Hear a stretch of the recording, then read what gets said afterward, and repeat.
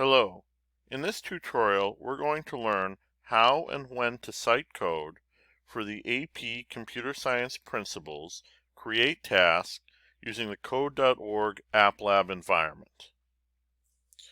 First, let's take a quick look at this program. So there's a little program I wrote.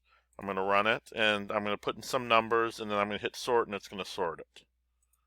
So I'll put these numbers in here, and we'll hit sort, and then it sorts it. So this is mainly my own code. However, I did take one piece of code from a website, and we're going to cite that. Now let's talk about when you need to cite code. First of all, you need to cite code when you got it from someone or somewhere else. Also, you need to cite code when your teacher has given you feedback on it. So if it's code you did for a previous project, even if you did it all on your own, but your teacher gave you some sort of feedback for it, you have to cite it. Now, what code must be your original work? For the most part, code doesn't have to be your original work as long as you cite it properly. However, code for your abstraction and code for your algorithms must be cited. Also, this program should be your original work, so you probably shouldn't copy a large portion of the code even if you cite it properly. Now let's take a look at my program again.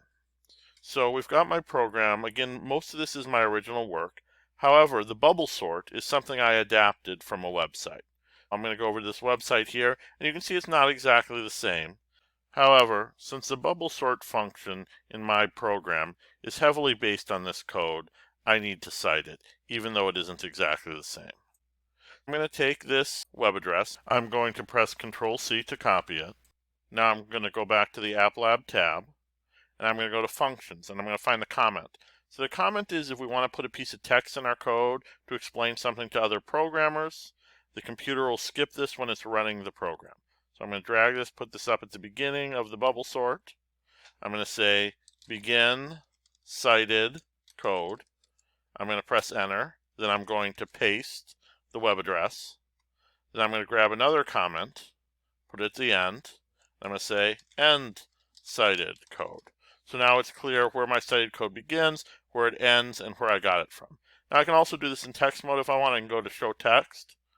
And if I want to make a comment for any reason, I can just put 2 slashes, and then we can see everything after that is green, and that means the computer is going to ignore it.